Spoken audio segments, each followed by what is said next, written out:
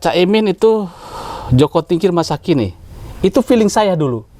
Tetapi setelah ketemu dengan Anda, ini ternyata benar bahwa beliau itu adalah terah dari Joko Tingkir. Nah,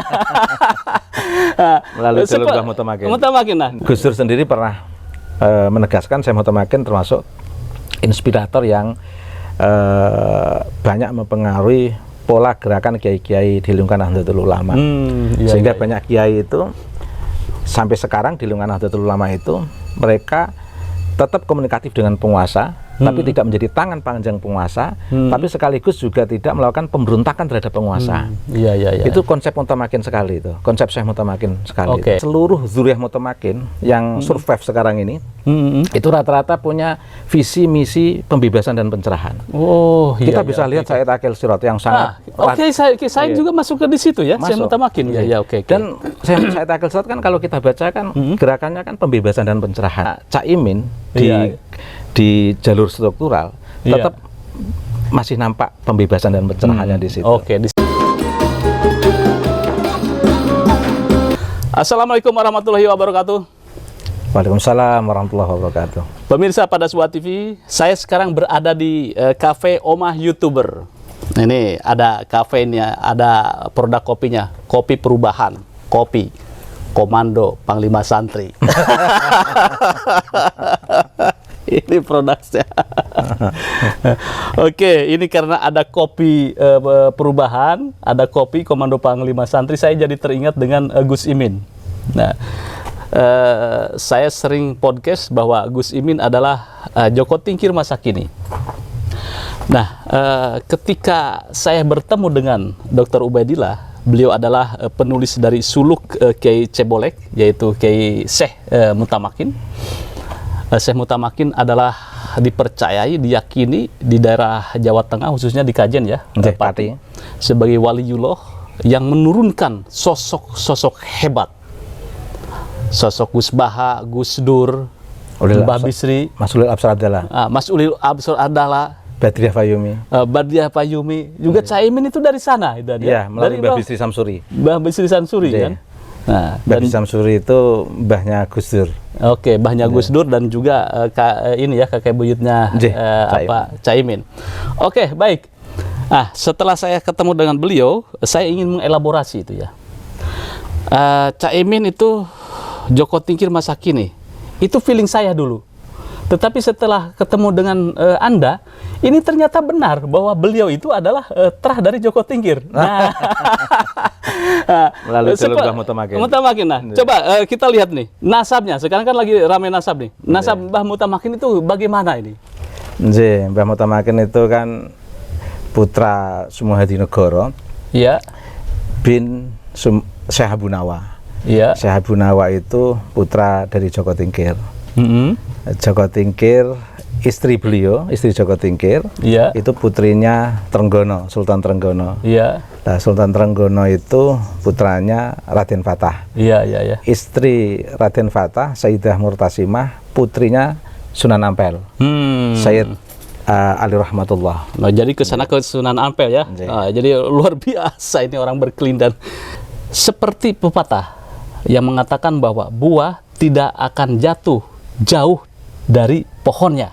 Ya kira-kira begitulah gitu kan. Kalau salah nanti netizen dibetulkan. Mbah Mutamakin ke bawahnya menurunkan sosok Mbah Sansuri Bisri. Juga salah satu pendiri NU. Pernah jadi Rais Suryah. Iya, betul, dengan Mbah Hasim, dan juga menurunkan Caimin. Artinya kalau ini bukan otak-atik gatuk, tetapi dari kenasaban. Jadi saya sering podcast bahwa Caimin atau Gus Imin ini Joko Tingkir masa kini tidak salah-salah amat ini. Karena beliau memang terah dari Joko Tingkir. Ada genealogi gerakannya. Ustadz Kiai Haji Ubaidillah Tamam ini, Anda menulis tentang Kiai Cebolek. Kira-kira inspirasi apa Anda menulis tentang sosok Syekh Mutamakin ini? Karena selama ini Syekh Mutamakin itu dimunculkan oleh beberapa penulis dalam sebuah karya tulisnya itu diambil clue-nya pada gerakan agama dan kerakyatan. Oke. Dan bagaimana relasi Syekh Mutamakin dengan kekuasaan dan relasi Syekh Mutamakin dengan gerakan kerakyatan. Belum ada penulis yang menyampaikan tentang sosok Mutamakin itu adalah sosok yang memiliki beberapa suluk yang itu justru mendasari gerakan civil society-nya Syekh Mutamakin. Iya. Dan suluk itu saya temukan di ornamen-ornamen di Masjid Kajen. Oh, jadi Syekh Mutamakin itu membuat masjid di Kajen dengan ornamen-ornamen yang itu bermakna? Bermakna sekali, banyak sekali filosofinya itu. Apa itu filosofi ornamen di masjid itu?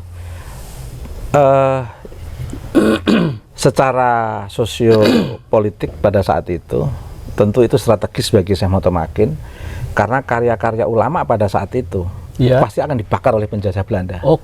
Makanya beliau mengambil karya cerdas melalui ornamen untuk mengelabui para penjajah biar tidak mengancam keselamatan pikiran, gerakan yang penting ini. Dan itu terbaca di akhir-akhir pasca beliau, ternyata ornamen-ornamen itu memiliki makna yang luar biasa. Dan itu biasanya kita pada masa kecil diajak oleh abah itu sowan duriah-duriah Mutamakin yang lain, beliau itu menceritakan tentang rahasia ornamen-ornamen itu. Dan setelah saya S3, kok belum ada yang menulis ornamen, rata-rata menulisnya tentang agama dan kerakyatan, termasuk yang ditulis oleh Milal Bizawi. Milal Bizawi ya. Makanya kemudian saya menulis suluk Kecebula ini dari perspektif ornamen-ornamen beliau itu. Nah, ornamen apa yang paling Anda elaborasi di situ? Kan banyak ornamen. Banyak sekali. Itu apa? Salah satu contohnya? Salah satu contohnya di situ ada burung kuntul yang selain pada saat panen padi itu kan suka dari atas juga turun rombongan gitu. Di situ digambarkan dia itu notal itu apa bahasa Indonesianya? Memakan. Memakan bulan. Di situ memiliki filosofi yang luar biasa bahwa sekecil apapun orang itu asal punya ekspektasi tinggi, mimpi yang tinggi, cita-cita besar, akan kesampaian juga. Itu untuk memberi motivasi kepada rakyat untuk tidak perlu kecil hati di hadapan penguasa.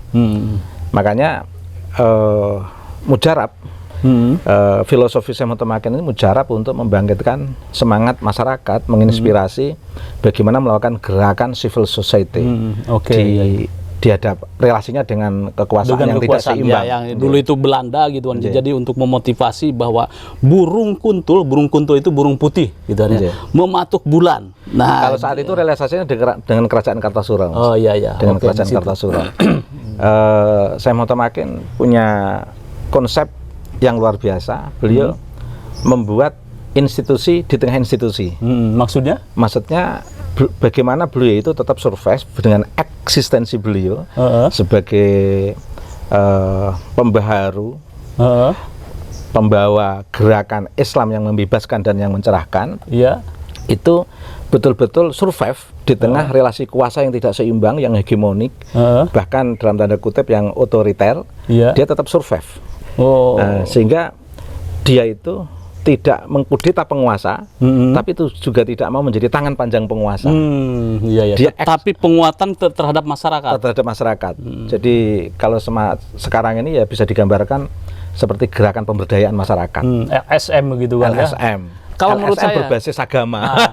Kalau NU lah ya. Nah, itu mungkin perwujudannya NU. Ya, Gus Dur sendiri pernah menegaskan Syekh Mutamakin termasuk inspirator yang banyak mempengaruhi pola gerakan kiai-kiai di lingkungan Nahdlatul Ulama. Sehingga banyak kiai itu sampai sekarang di lingkungan Nahdlatul Ulama itu mereka tetap komunikatif dengan penguasa, tapi tidak menjadi tangan panjang penguasa, tapi sekaligus juga tidak melakukan pemberontakan terhadap penguasa. Iya. Itu konsep Mutamakin sekali itu, konsep Syekh Mutamakin sekali. Oke, berarti konsepsi Syekh Mutamakin itu sudah diimplementasikan oleh Nahdlatul Ulama gitu. Ya, secara keseluruhan. Secara keseluruhan. Iya. Dan salah satu pendiri Nahdlatul Ulama adalah Mbah Bisri Sansuri ya. Nah, itu juga anak cucunya dari Syekh Mutamakin. Termasuk Raden Asnawi Kudus juga dzurriyyah Mutamakin. Oh, begitu. Raden Asnawi Kudus yang termasuk di antara pasukan Komite Hijaz yang menyelamatkan makam Nabi yang akan dibongkar oleh gerakan Wahabi pada saat itu. Iya.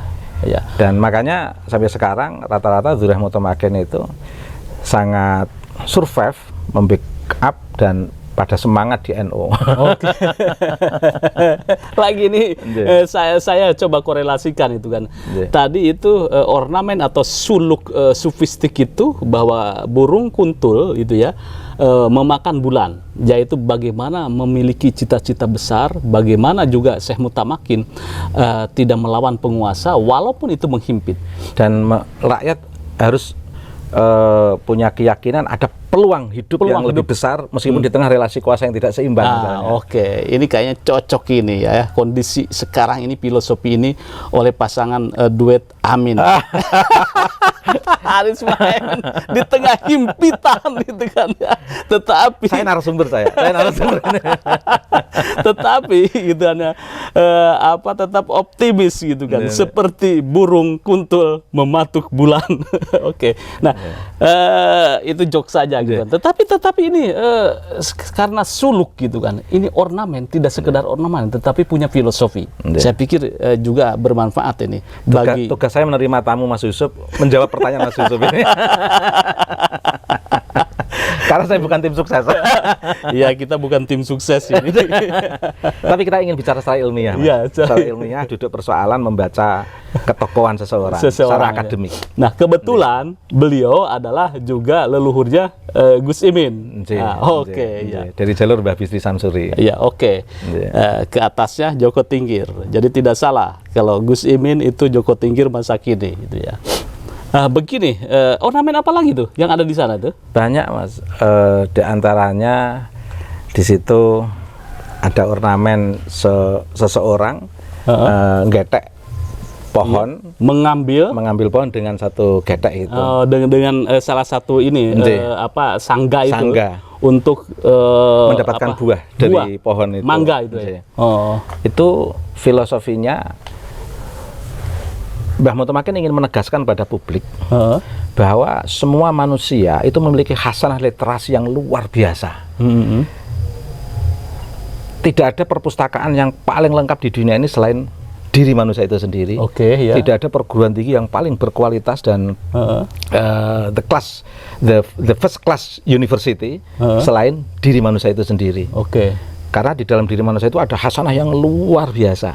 Tinggal bagaimana hasanah yang ada dalam diri manusia itu dipotensikan, digetek, disangga gitu, terus diambil biar terefleksikan dan keluar. Semua manusia itu punya pengetahuan yang sama. Sehingga kalau saya terjemahkan, orang sekolah SD sampai perguruan tinggi itu hanya bagaimana cara bisa mengeluarkan hasanah literasi yang ada dalam dirinya, mengaktualisasikan potensi yang ada di dalam. Jadi ilmu itu sebenarnya dari dalam, tidak dari luar. Dari luar itu hanya sekedar memancing saja sebenarnya. Itu yang ingin disampaikan oleh Syekh Mutamakin. Sehingga manusia itu tugasnya hanya eksistensi, bagaimana mengeksistensikan diri. Sesuai dengan teori filsafat kan Mas, ek itu kan keluar, sisten itu apa yang ada di dalam ini. Jadi orang yang bereksistensi itu orang yang bisa mengeluarkan dirinya. Dia yang mau keluar. Dia yang tidak menutup diri, tidak berdiam diri, tapi betul-betul mengeluarkan kemampuannya, kualitasnya, pengetahuannya, hasanah literasinya yang ada dalam dirinya itu bagaimana dikeluarkan. Sehingga betul-betul bisa bereksistensi di tengah lingkungan. Jadi istilahnya intuisinya itu keluar gitu kan ya. Siksennya itu keluar gitu kan ya. Karena sumber ilmu pengetahuan itu kan semua ada dalam diri manusia, Mas. Sumber epistemologi. Iya, iya, iya. Yang pertama keyakinan, ujung-ujungnya juga bersumber dari manusia. Oke. Kemudian akal juga ada dalam diri manusia. Iya. Sumber pengetahuan yang lain, indra ada dalam jasad manusia. Sumber pengetahuan yang lain adalah intuisi. Iya. Intuisi ada dalam diri manusia. Sumber pengetahuan yang lain, misalnya kalau di dalam agama, yaitu teks kewahyuan. Teks kewahyuan itu pada hakikatnya adalah menguatkan apa yang sudah ada dalam diri manusia, sehingga apa yang dilakukan oleh manusia itu benar. Ketika dikonfirmasikan ke teks kewahyuan, pasti teks kewahyuan itu akan mengatakan benar. Ketika perilaku manusia itu negatif dan salah, ketika dikonfirmasi ke teks kewahyuan, pasti di situ akan ada keterangan itu memang betul, itu salah. Jadi sumber ilmu pengetahuan itu sudah ada dalam diri manusia. Oleh Syekh Motomakin itu dengan memberikan pembelajaran kepada masyarakat, tinggal kamu ambil aja. Ya. Luar biasa itu. Yang penting bagaimana hidup ini didialogkan. Di tengah biasanya yang memperbodoh itu relasi kuasa yang tidak seimbang.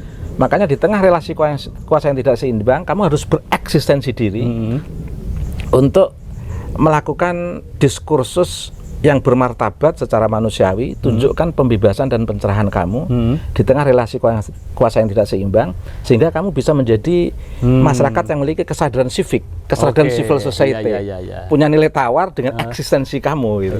Pembelajarannya di situ. Dan banyak masih. Di situ simbolik-simboliknya. Nah, tetapi ada beberapa literasi yang saya melihat bahwa Syekh Motomakin juga dituding gitu ya sebagai pengembang itu paham wahdatul wujud seperti Syekh Siti Jenar. Ini bagaimana ini? Pada prinsipnya manusia itu kan ada di dalam surat Al-Ikhlas itu, Mas. Dan itu betul-betul terefleksi dalam gerakan Syekh Motomakin.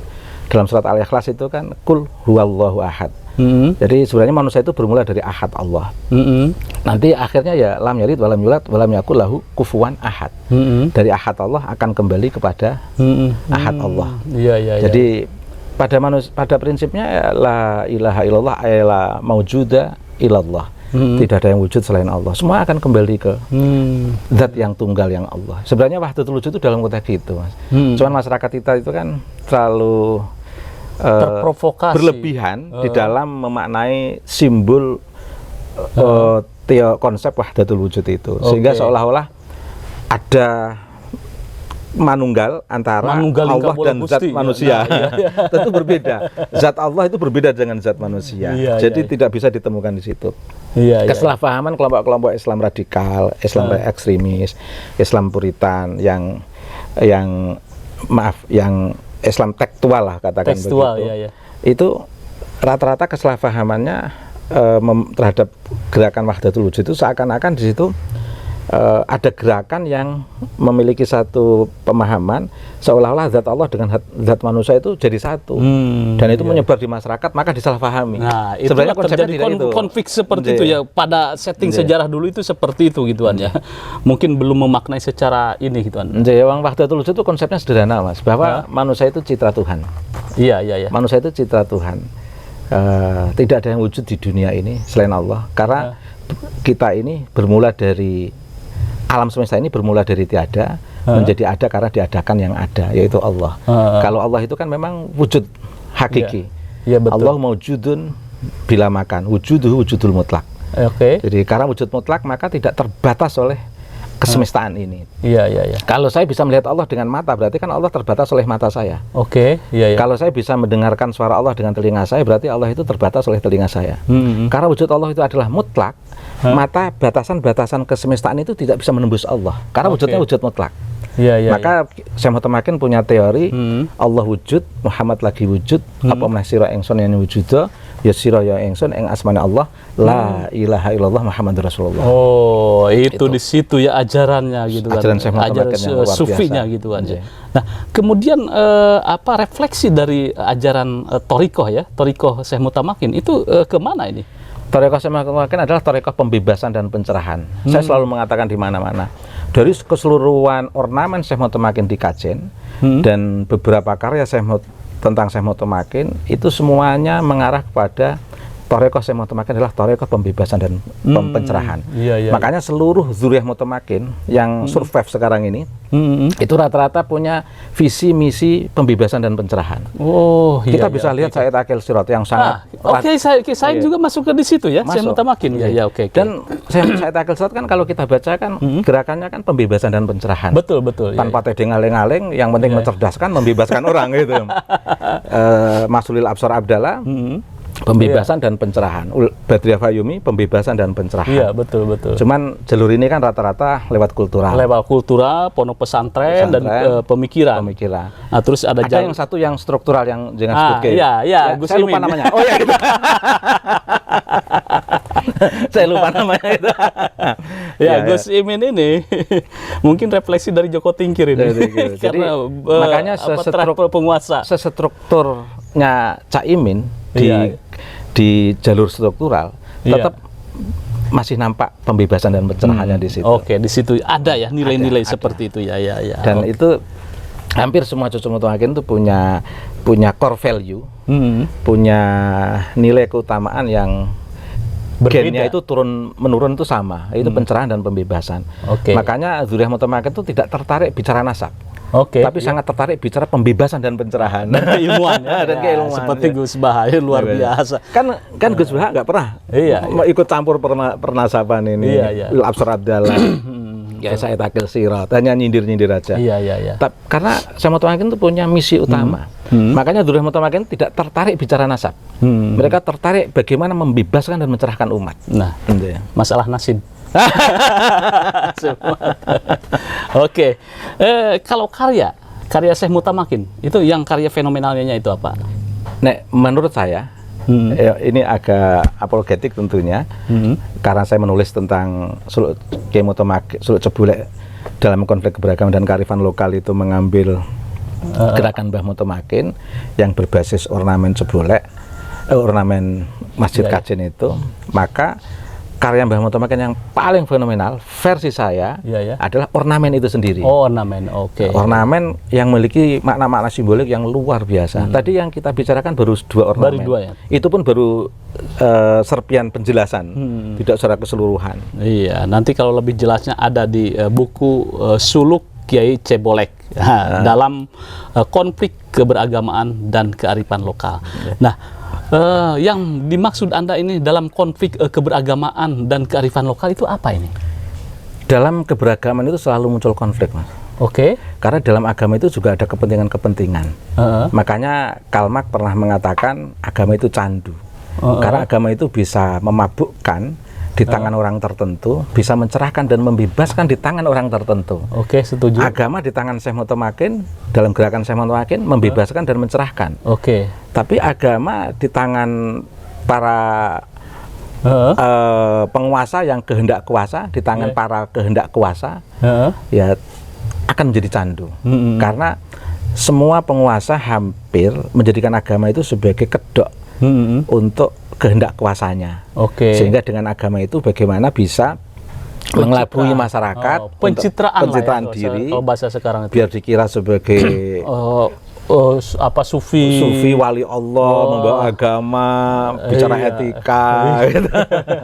Kehendak kuasa yang dibungkus oleh agama. Makanya keberagaman di sini banyak muncul konflik. Kita tahu pemilu 2014 dan 2019, terus dari zaman ke zaman lah katakan, itu semua pasti akan membawa agama. Sekarang ini pun agama akan terbawa oleh semua. Politik identitas itu akan ini gitu. Nggak bisa dilepaskan. Bahkan yang menolak politik identitas pun melakukan politik identitas. Sama. Ini bentuk konflik keberagamaan itu gitu ya. Karena kan ada agama, ada keberagamaan. Kalau agama itu hubungannya dengan normativitas, keberagaman itu hubungannya dengan historisitas sesuai kehendak pelaku-pelaku agama ini.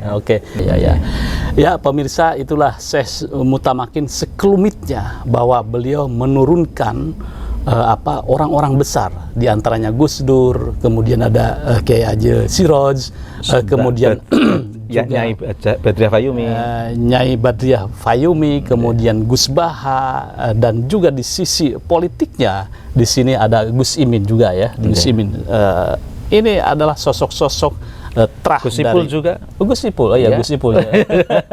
Dan juga sang penulis ini. Nah, saya penulisnya aja, penulis aja. Terima kasih. Jangan lupa like, share, subscribe pada Suha TV. Wassalamualaikum warahmatullahi wabarakatuh. Waalaikumsalam warahmatullahi wabarakatuh.